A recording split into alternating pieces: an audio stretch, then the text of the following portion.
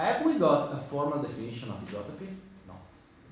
How does Greimas create an isotopy? You look at Semantic Structural, which is a wonderful book, and actually say, this is. And you just see the result of Greimas' way of working. There is no methodology, at least in Semantic Structural. Maybe every one of us has his own, etc. No? But we know there are some processes, because Greimas, he never quotes a book in his works, but he says, if you take the Petit Robert, and you see the definition of etc. So the point is that he is starting from dictionaries. Can we start from dictionary and try to implement a model of isotopy? Maybe not one, maybe various possibilities. I think it would be interesting from a theoretical point of view. Let's take not one dictionary, but let's take the various data set we have concerning definition, encyclopedia and so on. There is a wonderful project which is called Babel, and it's enormous because it collects from Wikipedia, etc. And you have a lot of possibility of using various languages like Java or Python to inspect all these data sets. Can we provide a model for creating isotopies? Because I think it will be, they will not reduce the role of the interpreter by giving back machine interpretation. But you can have a sort of assisted interpretation, which I think may be interesting. Because at the end, you're always working with various traces that are provided. Sometimes by exploring possibilities, you get back things that you were not thinking about. And when you say, okay, that's it. So I think that it's towards the effort to try to understand. Well, it's an exercise in trying to clarify your idea. Well, of course, then you can say, yeah, but you're working with a certain model inside a certain environment, inside a certain... So maybe the environment is prompting you to work in that way. Well, of course, there is a continuous feedback between you and the technology you're using. I don't think there is a one-way direction. So, like, it's me and every technology is the same because it's me. Neither I think that there is this idea that there is the technology is what is trying to make me say. I think that there is an interaction, so with various possible adjustments. But I think it will be, well, actually I found this rewarding. Of course, it depends. You have to select a specific topic, maybe a small one. Sometimes in the discipline we prefer to speak about very big topics. What is culture, etc. Yeah, sometimes you need larger visions, sometimes you need to go straight on that and to just encounter the small problems to say something. Yeah, but also what I like with this approach is the fact that then you can come up with a very simple model in the first place, but thanks to modularity and the possibility to expand your code progressively, then you can also make the model pretty complex in a way that you did not imagine in the first place. So yeah. That makes it really interesting as an experiment in semiotics, I find, because, yeah, as you say, most of the time it's like pretty big models, and then when it comes to the details, it never applies. I mean, yeah. It's like, as a rule, the model works well, but when it comes to entry, it's a bit difficult. And here it's exactly the other way around. You can start with pretty simple model for pretty simple things, but then add like layers of modules and layers of interpretation. Yeah, I think this is by the way, a sort of basic feature in programming language, the fact that you have layering and you encapsulate complexity in various layering. That's the point of high-level languages are high-level because they are computationally very slow, because they delegate to other layers to do certain operation. So yeah, that is a basic point in programming is abstraction layering. That's it.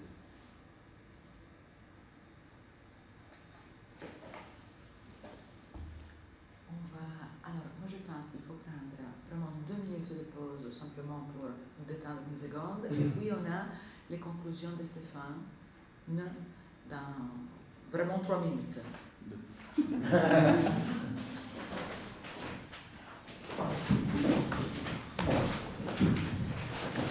E reprendre la révision. La révision, elle va dans son bureau parce que c'est quand même à 10 minutes, ça va être plus tard. On a vu. Mais on va essayer de voir. Alors pourquoi Donc, pourquoi tu disais que l'archéologie du savoir se rapportait surtout à la fin des mots et des choses? Parce qu'en fait, à la fin des mots et des choses, dans l'ouvrage, il étudie les cas notamment de la représentation, notamment de la langue, donc dans les mots classiques, un peu comme il l'a fait avec l'histoire de la folie. Et en fait, à la fin, justement, c'est pas vraiment un plaidoyer pour les sciences humaines, mais Les défenses. il les défense, mais il les défense pour pouvoir justement expliquer qu'il faut faire un vrai travail épistémologique par rapport aux sciences humaines. Ce travail que pour moi, l'archéologie du savoir est quand même pas un livre complet, c'est pas une seul livre. Et justement, après, il parle justement de comment, grâce notamment au discours, après la manière dont il faut qu'on parle du discours, c'est une manière déjà très particulière, et par des sémioticiens, tout ça, les linguistes pour leur opinier. Je voyais ça comme une continuité dans le sens où, certes, il dit il y a eu un problème, il y a un temps de retard, pour le dire plutôt, dans la science moderne par rapport à un autre moment de la science qui la précède, qui a permis d'y arriver. Et justement, les considérations dont il parle à la fin, c'est vraiment, il faudrait vraiment établir une épistémologie des sciences humaines. Le mot est complexe parce que l'épistémologie, c'est l'épistémologie pour les sciences, peu importe la science humaine ou scientifique dont on parle, c'est pas ça la question. Et justement, dans l'archéologie du savoir, je trouvais que c'était une bonne possibilité de ça parce que c'est justement sa proposition justement philosophique par rapport à cette question-là. Pardon. Et justement, moi, je m'intéresse à ça parce que je parlais de Louis Marin, c'est un philosophe. Donc je connais pas. Donc, vous connaissez le philosophe? On se tutoie. Ah, ok. Alors, si j'ai déjà entendu le nom, en tout cas, je n'ai jamais lu. Donc, c'est un philosophe, on va dire sémiologue, un petit peu comme ça. Il a une bonne tête avec un peu dégarni. Une bonne tête. Ouais, une bonne tête. Effectivement, il a l'air sympa. Oh, il a une bonne tête, ouais. Et il a travaillé notamment sur la peinture, les liens entre la peinture et les études, les études d'analyse du discours, si on peut dire comme ça, mais vraiment avec un point de vue de philosophe, avec une grosse érudition. Et il a écrit un bouquin en fait qui s'appelle La critique du discours, où il parle justement, comme Foucault, de la logique de Port-Royal, justement, et de leur tentative de grammaire. C'est juste la référence.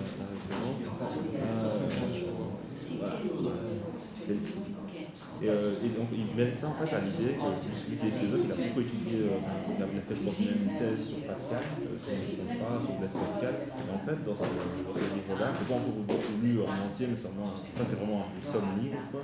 Il met en fait d'essayer de reprendre d'un point de vue philosophique la conception qu'a développée la logique de Port-Royal en sachant l'influence de Pascal, Blaise Pascal, la logique de Pascal dans cette Pascal de manière générale, dans le travail et la mise en place d'une grammaire et d'une logique grâce à Port-Royal. C'est très intéressant pour lui parce qu'en tant que sinologue, il voit dans cette époque-là la naissance de toute la réflexion, la problématisation du signe. Parce qu'au fond, c'est vrai, sinon une fils de la psychologie, avant cette époque-là, la question de la signification n'était pas vraiment la même. Il y avait vraiment un peu avant, en fait, quand il parle justement de la chose du fond, on essaie encore de parler des mots comme le passage de la structure ternaire du signe à la structure binaire.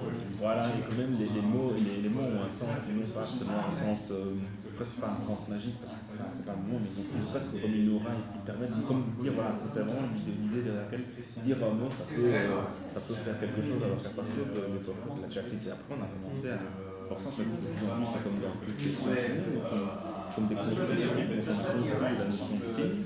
Et ce qui est absolument intéressant par les sémioticiens, c'est de voir que, après le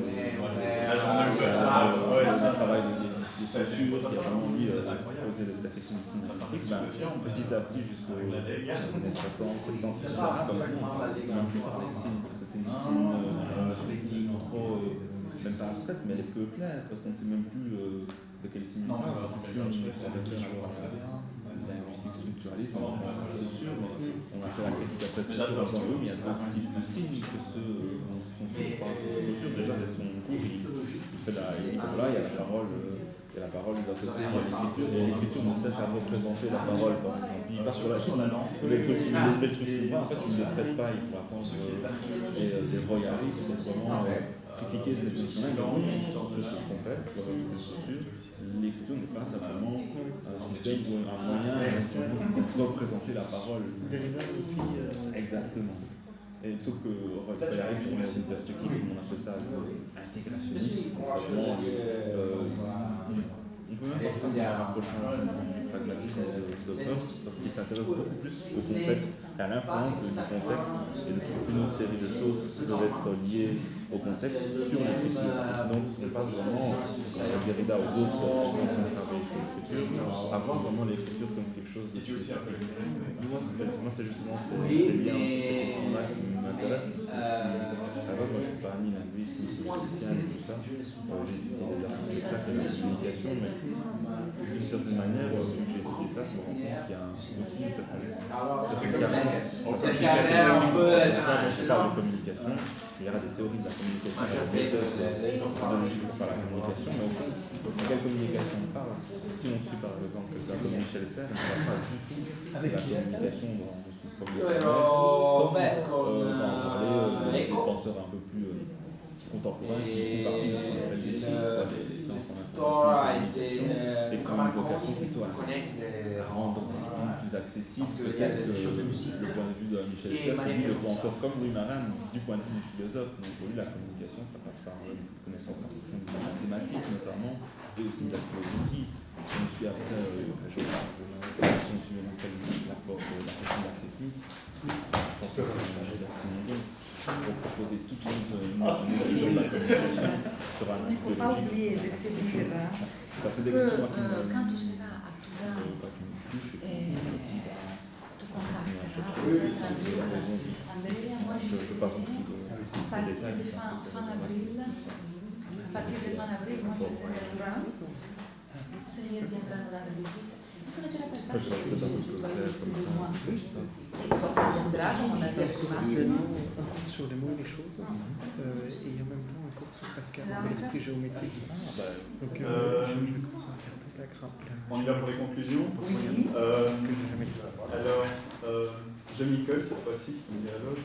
Exercice toujours un peu périlleux et délicat des conclusions. Alors, je commence par présenter les personnes absentes, c'est-à-dire que je comptais inviter aujourd'hui, mais je n'ai pas réussi finalement, un ami et collègue, Dimitri Nikolaev, qui travaille qui est un linguiste en fait au départ, un spécialiste de la littérature irlandaise, et puis qui s'est reconverti dans la phonologie, la typologie phonologique, et qui a développé un certain nombre d'outils dans le domaine de la linguistique, et il me paraissait la personne appropriée pour venir parler de style et langage de programmation, parce qu'il utilise différents langages de programmation, et avec ses études littéraires, avec un background, on va dire, rhétorique, et qui aurait pu être pertinent pour toutes ces journées. Malheureusement, ça n'a pas fonctionné. Alors, ce que je vais essayer de faire dans ces conclusions, c'est de faire ce que j'aurais aimé qu'il fasse en mal. Pour essayer de résumer le journée. Donc, pour situer les choses, quelques idées à propos de mon propre background, pour que vous ayez une perspective à laquelle situer mon discours. Ma spécialité, ce n'est pas du tout le langage de programmation, c'est ça, c'est-à-dire les textes en hiératique, c'est la cursive égyptienne sur papyrus, en particulier ceux de Turin, donc on est avec des amis ici. Mais ce qui se passe, c'est que je suis de longue date en relation avec tout ce qui est d'une manière générale informatisé, puisqu'on a développé ici à Liège le premier corpus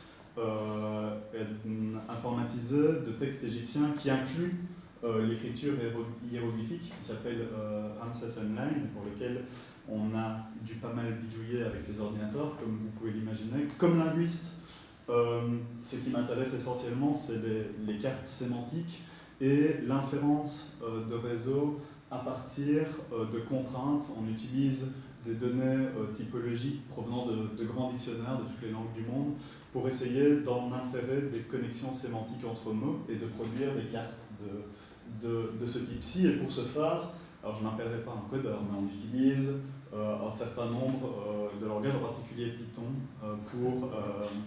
donc si vous avez vu, ce qu'on avait juste avant, c'était exactement le même genre de code, pour inférer ce genre de cartes. Et finalement, le projet qu'on a avec Turin, pour boucler, revient à la matérialité, puisqu'on fait du deep learning sur des fragments inscrits de papyrus. Il y en a des dizaines de milliers, et en apprenant à la machine ce qu'est un papyrus reconstitué, on peut lui après la nourrir avec des petits bouts de fragments, et la machine essaye de proposer des connexions entre les fragments. Donc voilà un petit peu le cadre dans lequel moi je me situe.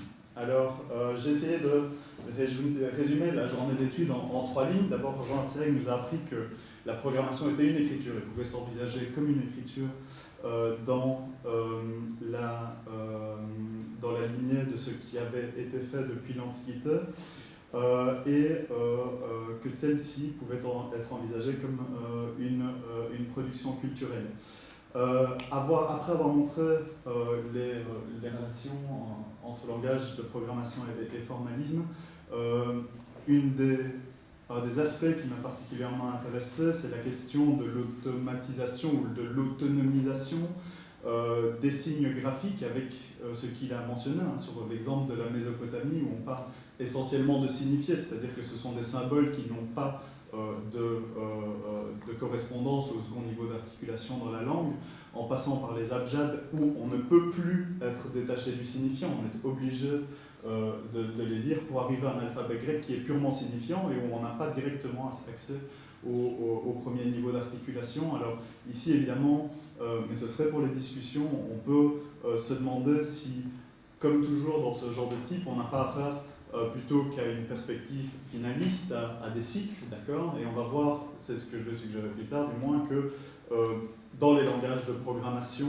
on a la réinstauration directement de symboles, c'est-à-dire de signifiés purs qui n'ont pas nécessairement de correspondance en langue, et donc cet équilibre, en tout cas, interroge. Ensuite, on est passé, si on a la programmation comme écriture, on a le code comme texte. Ça fait une suite parfaitement logique. Je peux remercier Maria et Julia d'avoir organisé la journée comme ça, avec Baptiste qui nous a montré la tension entre langage concret et langage théorique, et les deux approches possibles que sont la thèse réductionniste d'une part, selon laquelle les langages concrets seraient réductibles à un langage théorique, et une thèse plus linguistique où il y aurait une forme d'irréductibilité. Ici, particulièrement intéressant était évidemment la caractérisation des langages de programmation concrets en fonction de différents critères, d'impureté conceptuelle d'une part, de flottement avec présence d'implicites, de redondance, d'ambiguïté, etc. Dans les langages concrets, et puis aussi les formes d'apprentissage par la pratique. Tout ça pour arriver à la conclusion que oui, les approches linguistiques des langages de programmation sont possibles en vertu des catégories connues, de grammaire historique et comparée, des grammaires normatives, de sociolinguistique. Et ce que j'avais envie d'ajouter pour revenir à la notion de style dans ces conclusions, c'est que si la programmation est une écriture et le code peut s'envisager comme texte, alors les catégories rhétoriques d'analyse sont pertinentes. Ce n'est pas seulement les catégories d'analyse linguistique, mais c'est aussi, si on arrive à la notion de style, celle de la rhétorique. Et puis enfin, je viens de le souligner, mais ce qui m'a intéressé dans la perspective proposée par Andrea Vallet, en partant de symboles et de syntaxe simples, et de quelques présupposés théoriques pris chez Umberto Eco et John Holland, c'est cette expérience qui construit aléatoirement un petit monde sous la forme d'une séquence de caractères et où on apprend itérativement à interpréter les choses et à tester le modèle. Pourquoi est-ce que c'est intéressant? Parce que c'est de la version des perspectives. On fait exactement l'inverse de ce qui a été fait avant. Ça, c'est la partie où je résumais mal tout ce qui avait été dit précédemment. Maintenant, on en arrive à ce que j'aurais aimé entendre de la part de Dimitri s'il avait été présent. On a mentionné cet ouvrage essentiel qui est The Elements of Programming Style de Kernighan et Plauger, publié en 1974, seconde édition ici de 1978, où il est dit explicitement qu'une des choses qu'il faut faire, c'est pas seulement satisfaire le compilateur, parce que ça c'est relativement facile, mais également l'humain qui lit le code. Et l'une des choses qui est répétée sans cesse, c'est que le code on l'écrit qu'une fois, tandis qu'on est amené à le relire soi-même et à le faire lire à d'autres à de multiples reprises. Et donc un des éléments essentiels, c'est de respecter une forme de style. Donc, alors on peut le voir en termes de normativité, mais on peut aussi le voir en termes de variation. Ce qui est intéressant dans le titre de cet ouvrage, c'est que et c'est dit explicitement, il imite le titre de The Elements of Style, qui est le manuel de rédaction d'anglais académique en vigueur dans le milieu anglo-saxon de Strunk and Wright. Et donc, il y a ici une inspiration directe entre les programming styles et le style d'écriture à utiliser dans les milieux anglo-saxons. Donc un lien direct avec une perspective normative peut-être, mais rhétorique quand même. Alors, ce qu'on trouve partout aujourd'hui sur Internet, si vous faites une petite recherche, c'est l'opposition entre good code et bad code. La distinction, ce n'est pas une distinction fonctionnelle, puisque les deux peuvent être compilés et tournés sur une machine, donc ça pose absolument pas de problème. Mais par contre, le mauvais code va poser un certain nombre de problèmes au niveau du développement, parce qu'on ne pourra pas le faire facilement. Son débogage est une erreur, parce que si c'est mal écrit, c'est difficile à corriger, et sa modification par la suite est difficile. Alors ça a un impact sur la durabilité et l'évolutivité, et donc évidemment le mauvais code, comme le bon code d'ailleurs, est toujours accompagné de discours très axiologiques. On va juger directement ce que ça dit de la personne. Et évidemment, pourquoi est-ce que ce discours normatif est soutenu en quelque sorte en ligne? C'est parce que dans le domaine industriel, ça a pour corollaire une perte de temps et donc d'argent. Et donc évidemment qu'on a intérêt à normer les choses en termes de bonnes pratiques si on va dans le domaine industriel. Du coup, j'ai essayé de voir et d'avoir une approche un peu sémiotique quelles sont les caractéristiques du bon code. Alors, les caractéristiques du bon code, elles se rencontrent à 4 niveaux. Au niveau des unités minimales, c'est-à-dire des variables, ce pourquoi on a le choix, il va falloir respecter des conventions de nommage. Ici, je prends l'exemple d'un algorithme qui devrait calculer le rang des universités en fonction de l'impact factor de ces scientifiques. Si je nomme dans mon code l'impact I, les universités U et le ranking 1, ça ne va pas être très explicite. Les gens vont être perdus quand ils vont lire mon code, il n'y a que moi qui vais me comprendre. Alors que si j'utilise des noms de variables qui disent quelque chose, qui sont signifiants, je vais écrire du bon code, c'est-à-dire quelque chose qui peut être interprété de manière différente. Alors, vous voyez des exemples qui sont cités régulièrement. De mauvaises pratiques, c'est d'abréger trop. Donc CAP pour Color, Active, Python Years, etc. etc. De même, il y a une certaine époque où on devait économiser les caractères parce que ça comptait, mais aujourd'hui, c'est considéré comme de la mauvaise pratique d'écrire CLR, CTV, etc. Encore pire, ou bien alors complètement inutile, la définition du type de variable en même temps que son nommage. C'est-à-dire que si on a strcolor, on dit que c'est une string en même temps qu'on lui donne un nom, c'est pas nécessaire. Donc il y a un certain nombre de bonnes pratiques au niveau des conventions de nommage, donc des unités minimales du code sur lesquelles on a prise en tant que codeur. Ça dépend du langage, parce que la notation hongroise, là celle où on met string, bool, tout ça, c'est utile dans les langages non typés. Ah oui, parce que là, ça permet de savoir comment bien utiliser la chose. Et de ne pas se tromper sur l'utilisation de la variable. Alors oui, ici je parle évidemment dans les langages typés. Merci d'avoir écrit green en rouge. C'est très perturbant. Et false en vert. Ça, c'est les tests It's a classic experimenting dissonance conceptual psychology to write en dissonance cognitive. Parce que on lit plus lentement green quand c'est écrit en rouge que quand c'est écrit en vert. Alors, les deuxième niveau où on peut caractériser un bon code, c'est au niveau de la syntaxe visuelle. C'est-à-dire que les commentaires vont toujours porter sur la question de l'indentation, de l'alignement vertical. On en a vu des exemples dans les slides de Baptiste avant, et l'utilisation signifiant des espaces. Tout ça, c'est une syntaxe visuelle qui tient purement au codage concret, qui ne va pas être interprété. Ça ne changera rien au niveau de la compilation, mais on attire toujours l'attention. Alors ici, je vous ai donné par exemple un exemple de JavaScript où on a fois un code qui va donner exactement le même résultat. Il n'y en a pas un seul qui soit problématique, c'est-à-dire que ça va être compilé sans générer d'erreur.